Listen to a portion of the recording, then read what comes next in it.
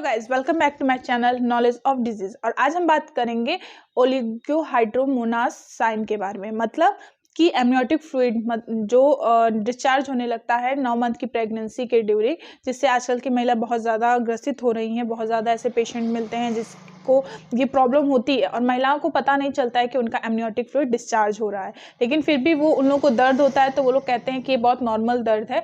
लेकिन इस सारी चीज़ों से जो आजकल की महिला हैं वो बहुत ज़्यादा ग्रसित हैं। तो आज हम इसके बारे में बात करने वाले हैं कि ओलिगोहाइड्रोमोनास क्या होता है, किस तरह होता है और कैसे इससे बचा जा सकता है। तो आज का ये हमारा टॉपिक है, इसके बारे में आज हम डिस्कस करते हैं, इस पे बात करते हैं कि आखिर ये होता क्या है। तो एमनियोटिक फ्लूइड के बारे में हम बात करने वाले थे कि जो एमनियोटिक फ्लूइड होता है वो कैसे डिस्चार्ज होता है। 8वें महीने से स्टार्ट हो जाता है या फिर ये 4थे महीने से स्टार्ट हो जाता है, जो कि धीरे धीरे ज़्यादा प्रेशराइज करने पे भी स्टार्ट हो जाता है, जिसकी वजह से जो बेबी होता है, बेबी जो होता है वो नॉर्मली एक एमनियोटिक फ्लूइड के अंदर रहता है, जिसकी वजह से वो बच्चा उसमें पलता है। लेकिन अगर वो एमनियोटिक फ्लूइड कम होने लगता है तो जो बच्चा होता है उसके लिए भी दिक्कत होती है, उसकी ग्रोथ में दिक्कत आती है, उसको हार्ट बीट होने में प्रॉब्लम होती है, उसको ऑक्सीजन से सप्लाई नहीं हो पाता है।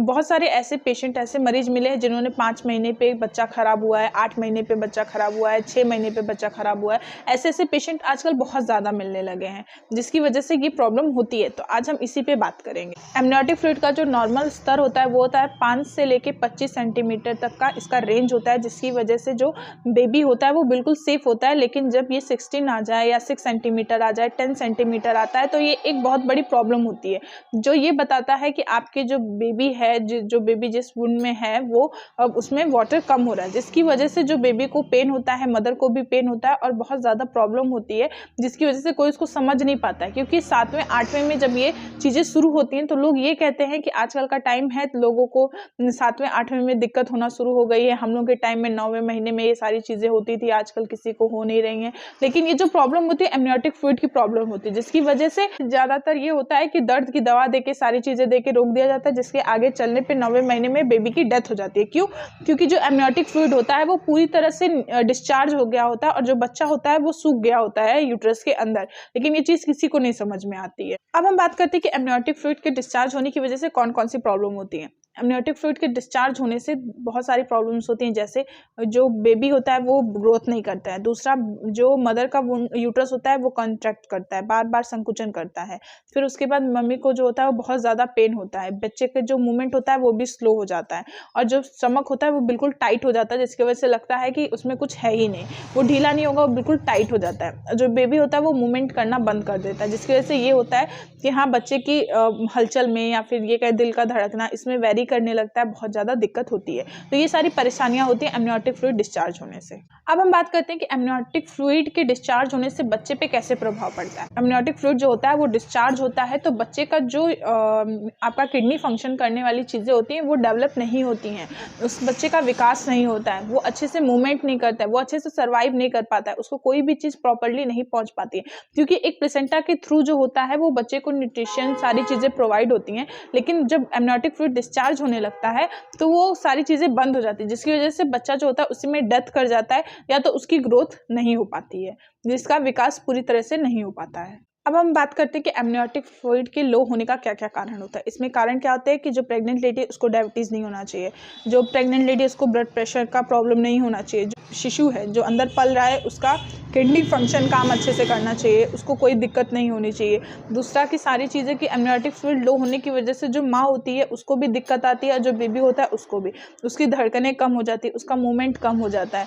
मतलब ये होता है कि हाँ, बच्चे का अब पानी कम होने की वजह से या ये कहे एमनियोटिक फ्लूइड कम होने की वजह से वो बच्चा मर भी सकता है, ये कंडीशन आ जाती है। अब हम बात करते हैं कि एमनियोटिक फ्लूइड को बढ़ाने के क्या क्या उपाय होते हैं। इसमें इसको बढ़ाने के लिए हमें, जो प्रेग्नेंट लेडी है उसको कहना चाहिए आप साग सब्जी ज़्यादा खाइए, ज़्यादा से ज़्यादा पानी पीजिए, पानी वाली चीज़ें यूज़ करिए, जैसे कि तरबूज खाइए और जो पालक है पानी ज़्यादा पीजिए। ऐसी चीज़ें खाइए जिसमें पानी या लिक्विड ज़्यादा मिलता हो, ठीक है। उसमें सब्जी खाइए, शराब का सेवन ना करिए, किसी हानिकारक चीज़ों का सेवन ना करिए, ज़्यादा से ज़्यादा चलने की कोशिश मत करिए या फिर ज़्यादा प्रेशर करने की कोशिश मत करिए। इन सारी चीज़ों से एमनियोटिक फ्लूइड होता है वो डिस्चार्ज होता है। अगर आपको कुछ ज़्यादा दिक्कत होती है तो आप सीधा डॉक्टर से कंसल्ट कर सकते हैं कि अगर एमनियोटिक फ्लूइड डिस्चार्ज हो रहा है तो डॉक्टर हम क्या करें या क्या नहीं करना चाहिए, डॉक्टर आपको पूरा मेडिसिन और सारी चीज़ें प्रिस्क्राइब करके दे देंगे। और सबसे बड़ी बात कि अगर आपको हो रहा है और ये चीज़ आपको पता है, तो आप प्लीज़ 9वें महीने का वेट मत करिए कि हाँ 9वें महीने में हम आएँगे, हमारी डिलीवरी होगी और हम ये सारी चीज़ें करेंगे। 9वें महीने में जाते-जाते आपका जो एमनियोटिक फ्लूइड होता है वो पूरी तरह डिस्चार्ज हो जाएगा, जिसकी वजह से आपका बच्चा सूखा हो जाएगा, जिसकी वजह से वो डेथ भी कर सकता है। आप एनआईसीयू में भले ही उसको भर्ती करेंगे, लेकिन उसका प्रोसेस नहीं हो पाएगा। क्यों?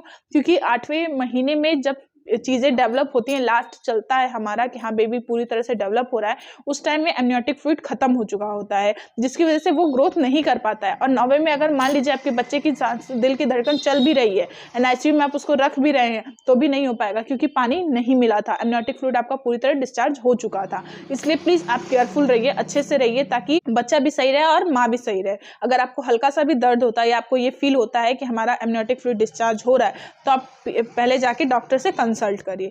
तो आज हमने बात किया कि एमनियोटिक फ्लूइड डिस्चार्ज होता है तो क्या-क्या प्रॉब्लम्स होती हैं, कैसे हमें इसे उपाय करना चाहिए या क्या-क्या इसके सिम्पटम्स होते हैं।